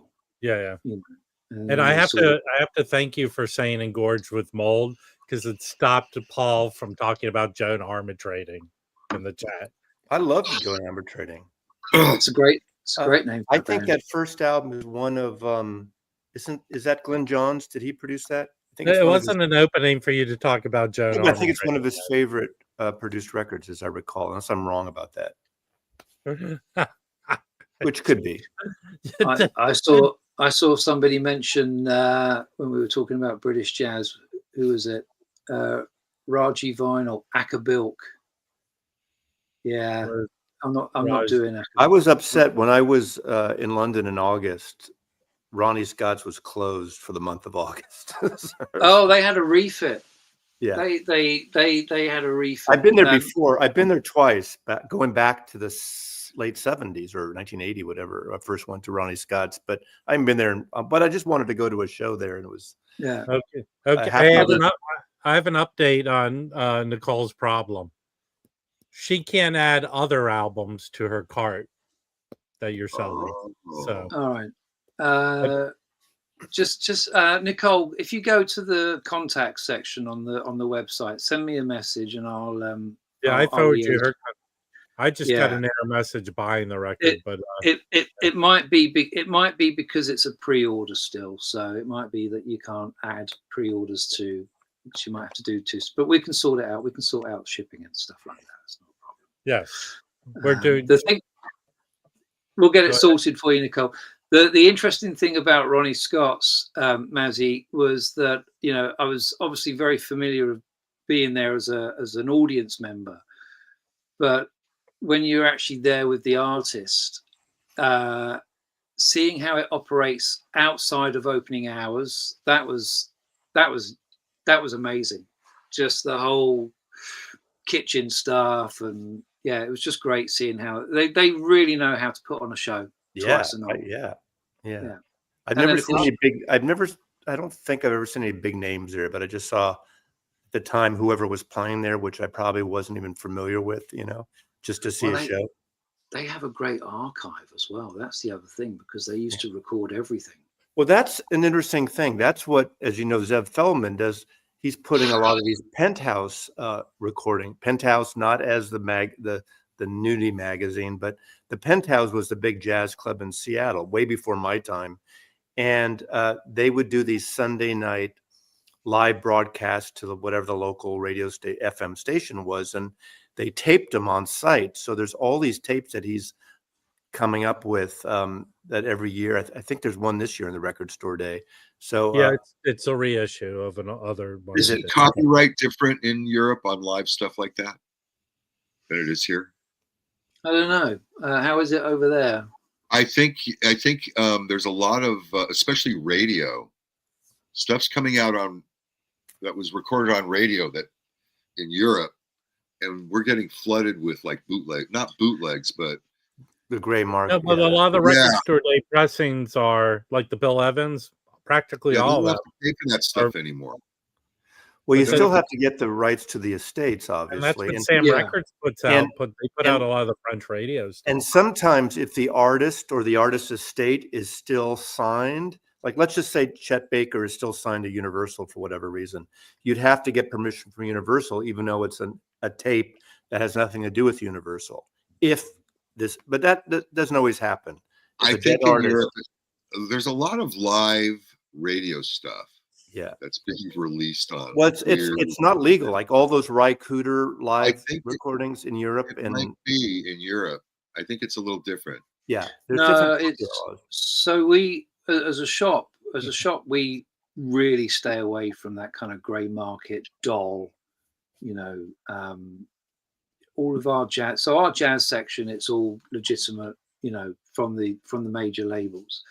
You can go into other record shops and it's just all this public domain grey market stuff. I've only got one thing here, and I bought that by mistake, and that was Weather Report, and I was like, I haven't seen that before, and it turns out that it's just it's from an FM broadcast in Sweden or somewhere, and it sounds awful. All this kind of stuff. It's not really necessarily essential music. It's like, okay, they weren't so hot that night. Yeah, it's legal in Europe. What did he say? But Well, there's not the in gray US. market stuff that you can put out in Europe, like Anyway. all that Dole stuff. In general, I find all this extra material, whether it's, and the Francis Wolff collection, those kind of things, If the artist didn't want to release this stuff at the time, there's usually a reason for it. Well, I don't always agree with that, because Blue Note made an executive decision to shelf a lot of records back in the 60s. Maybe, and then they got released in the 80s, and they're fantastic records. So yeah, but I don't know. So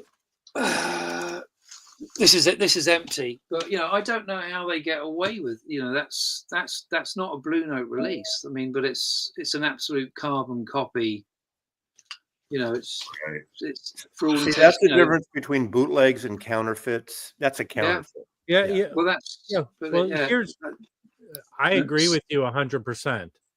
But my feeling is, I go into like Amoeba, and they carry that shit. Yeah, Amoeba does carry it. It seems to me, why would you carry that stuff unless there's a warehouse of those records and you're getting them for like 25 And you know what happens? A lot of people who are getting into music or who've been in music don't really care. They'll listen to that and it'll sound fine for them. Right. On their it doesn't matter. Yeah.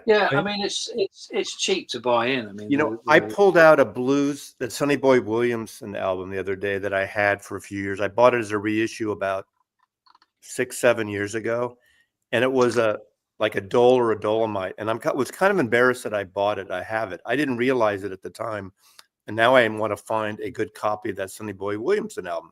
And I played it, and it sounded okay. It wasn't. It's a blues album from the 60s, I guess, late 50s, 60s, and it's a great record musically, and it was fine. So I can understand someone who doesn't, and I was embarrassed that I had it, that I bought it. I don't remember the situation that I got it, but now I'm looking to find a better version of it. I think when the vinyl resurgence kicked in, which was probably about 10 years ago, when it really became obvious that something was happening, I think it was just all too easy for those retailers to kind of fill their shelves with those kind of grey market, because they were so cheap to buy in. They still are cheap to buy in. I mean, I think the dealer price on this is like $3, £3.50, wow. Super cheap. And you can go into, I don't like it. I don't stock it. And if I do stock it, it's only by accident. And we get rid of it. But you can fill a whole shop with this stuff for a fraction of the price of, going legit. And, does it sound good? I don't know. I've never listened to it. But yeah, so there was a lot of that stuff. And I think that was also roughly the same time when a lot of those radio broadcasts and, right. Well, but here's for me, I'm all for, like, I'm not on a mountain screaming at the sky, which sometimes I think it appears that way to people. But there are albums I would love to have reissue that they should, I think, put the effort into putting those out, as opposed to just reissuing the same record again and again and again.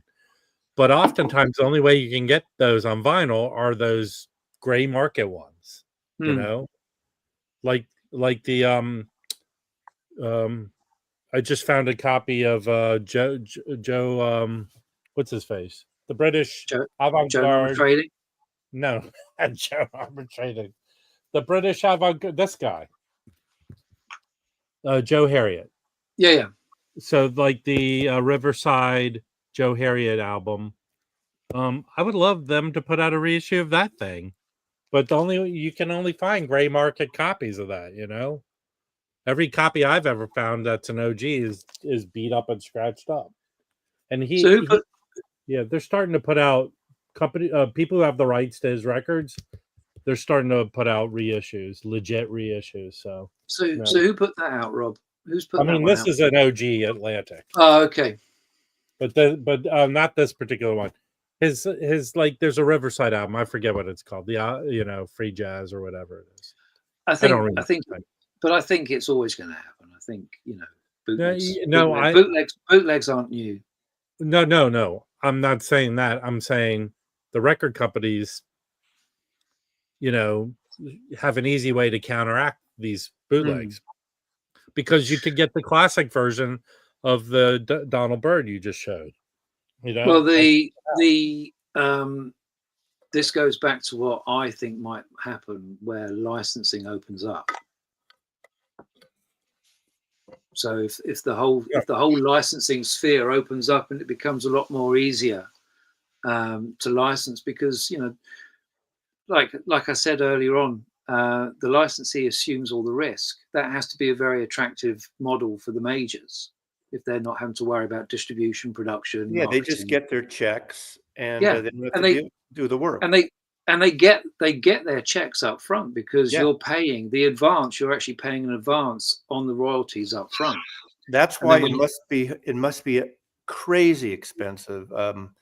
What Chad did with Steely Dan. That's why he's doing those $150 boxes and things. Now, it's just a fact, good or bad, whether you like them or not. I mean, oh my God. And things aren't selling out as much. And, some people like them, some people don't. But I mean, can you imagine 7 albums worth upfront money? I don't know. That's what I like about Vinyl Me Please. As a subscriber, they were putting out albums that no one was putting out, and you can't find originals of. That's the aspect I liked of them. When they go out and just press a record that's been pressed a million times, that seems a waste of an opportunity. So how close did you get, Rob? You said that you were thinking about it. How close did you get? I still am in conversation with the person who manages the estate of this artist.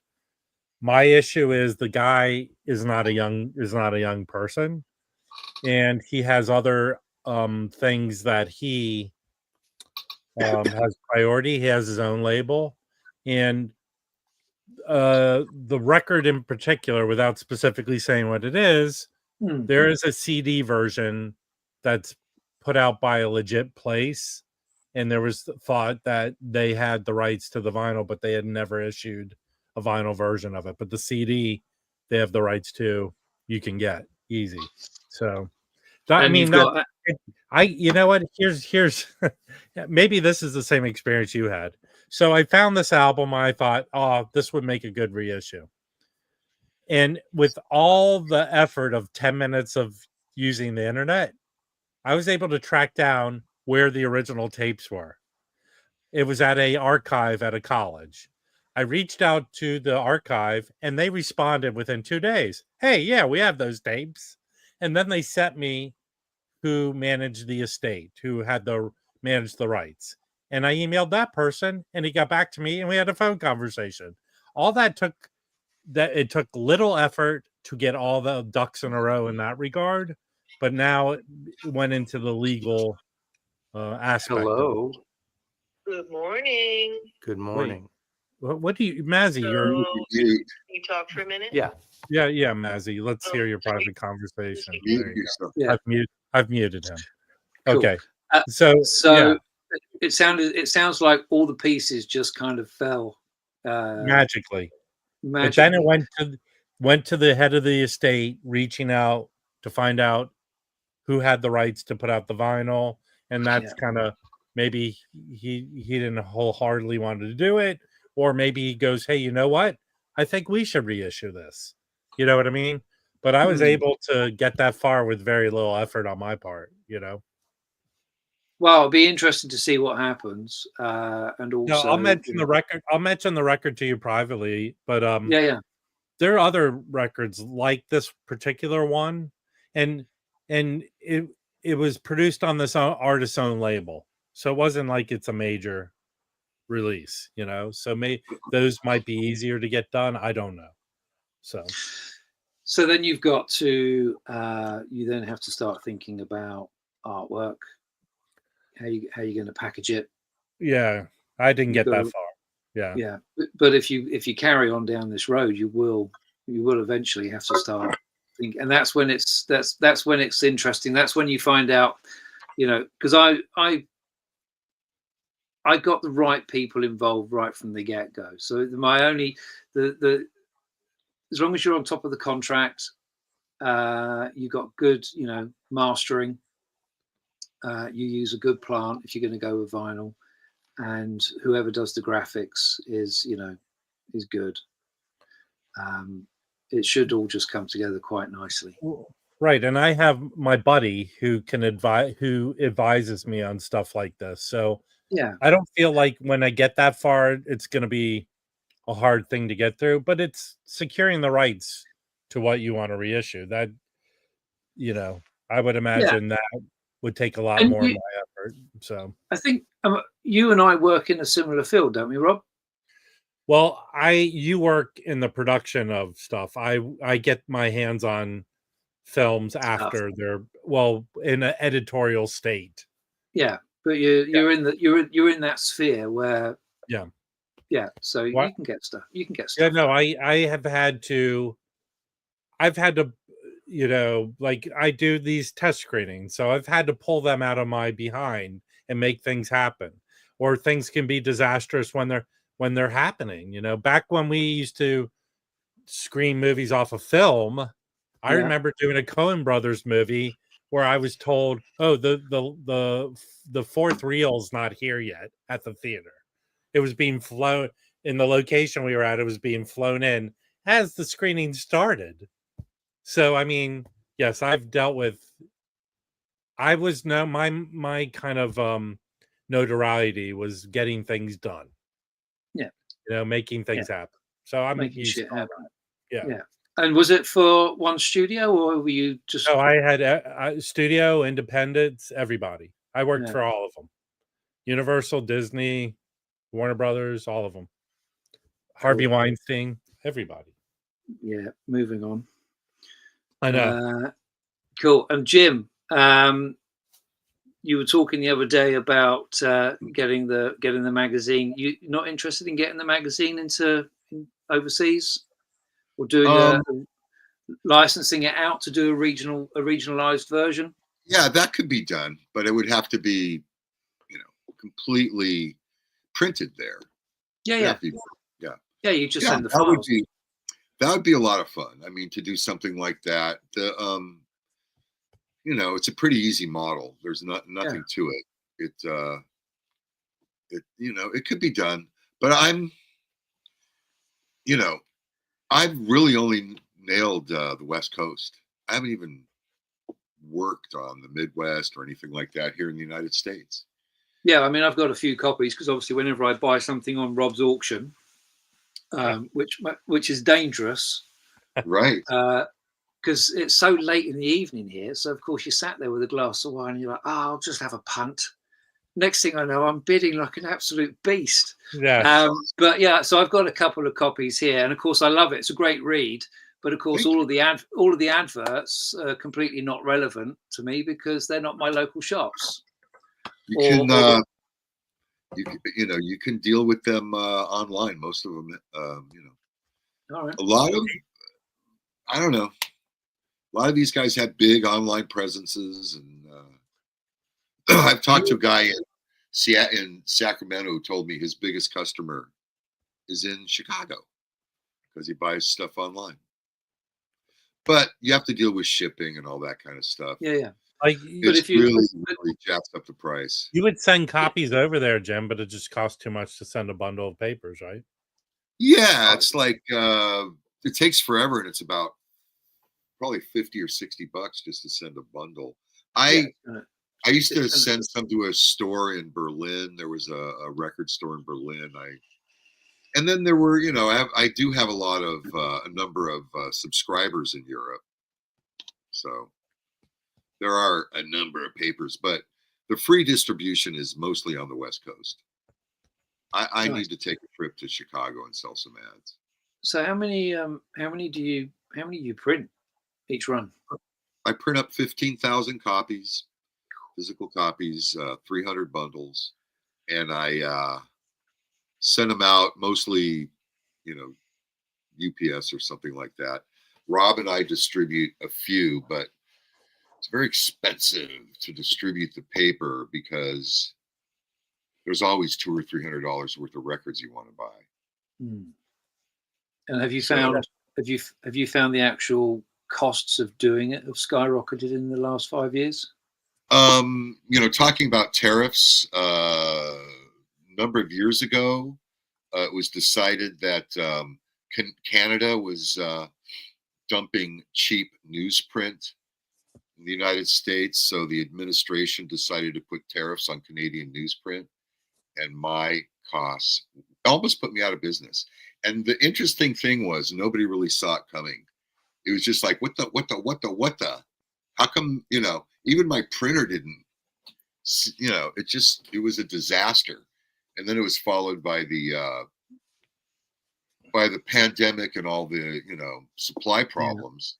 Yeah. I buy the cheapest freaking newsprint you can buy. And I went to my printer one time and he's like, yeah, no, we can't get it. I'm selling you more expensive newsprint because that's all there is. It was bio vinyl newsprint. Yeah, it was either do that or don't publish. So almost put me out of business. Tariffs. It's almost like they don't want you to succeed. There's this new thing where if you ship a record to the European Union, and Rob, you've probably come across this with the auctions. Yeah. You now have to provide a certificate of what's it called? A certificate of safety, where you have to. Yeah. It's a certificate of compliance of safety or something. Like they bought it in last year. It's like it's a record. I don't. Typically, I don't ship on Discogs. I don't ship international. If eBay offers it as an international, I'll do it there. But I have a couple people who I've shipped to directly in England. I just ship a package. I mean, we're not part of the we're not part of the EU anymore. We left. Yeah. So let me finish my tariff story. So being a schmuck that I am, they put tariffs on Canadian newsprint. I don't care who the president is. I'm a patriot. I'm American, right? So I'll buy American newsprint now. Isn't that what tariffs are supposed to do? Instead of buying cheap Canadian, okay, I'll buy a little bit more expensive American newsprint. No, the Americans used it as an opportunity to raise their prices by the same amount. So it was just boom, pay more. Everybody pays more. That's what. And I was so disappointed. I thought I didn't see that coming. I felt like such a babe in the woods, It was just everyone giving themselves a pay increase, except for me. Mm. So anyway, that's my bitch about tariffs. Well, it'll be interesting to see how, if they bring in, I don't know, I haven't seen anything to suggest they will, but obviously a lot of records come out of Germany, the Czech Republic, and go to the States, and that could be quite. That's true, but I think, in my knowledge, several pressing plants have opened in the U.S. And you know this better than anyone. The quality control at a lot of these places is non-existent. It's like they purposely shovel sand into their air conditioning ducts, and you know what I mean. It's like people don't respect made in America. I don't know what it means.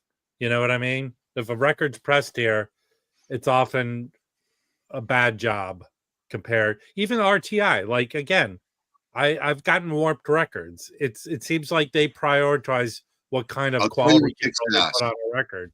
Huh? Audio equipment made in the United States kicks ass. Well, but you're talking about a guy who makes maybe 25 pieces a year, right? I'm just saying, man, they're making some good stuff. They are, but they're making 25 of them. They make just as good, if not better, in Britain. They've been doing it for, But you're talking about an industry that exists for people that can afford the high-priced items. People like, there's a guy I follow on social media. I'm amazed at the type of record player he uses to play these rare records that he's picking up. You know what I mean? So it's like a lousy record player. It's not the best record player, but he's obviously spending money on the vinyl he's picking up. I knew a guy who had every single Blue Note record, and he prided himself in the fact that he played them all on a Techniques auto return plastic turntable. But that's even a better turntable than what this guy's using. So, Oh, really? yeah. Anyway, Well, yeah, you know what? We're kind of winding down, but Craig, thanks for coming up. You're welcome at any time. You not just to discuss your experiences putting out records. I apologize for the sales pitch in the middle. hey, it was No, very it's great. informative. It was interesting. No, we're here. We're here to support. And and listen, all these morons, and they've actually the whole time asked us to be I become was morons. kidding. Need to learn, need to understand and learn this stuff. No, I enjoyed it. There was no shouting. There was no shouting. I know you enjoy the shouting, and I'll go back next time I'm on to scream at people. Okay, I promise. Awesome, Perfect. Jim. Lovely to meet you. Yeah, nice meeting you as well. Thanks everyone for bringing to my attention the fact that the website has just crashed. So okay, that's what I'm going to go sort out now. All right. And if Nicole's still on, I'll get that sorted. Thanks, guys. All right. You take care. You have a good rest of your week. And Jim, I'll talk to you later. Everybody, thanks for coming by. We'll see you next time. Okay. Laters. Thanks. Bye. Later.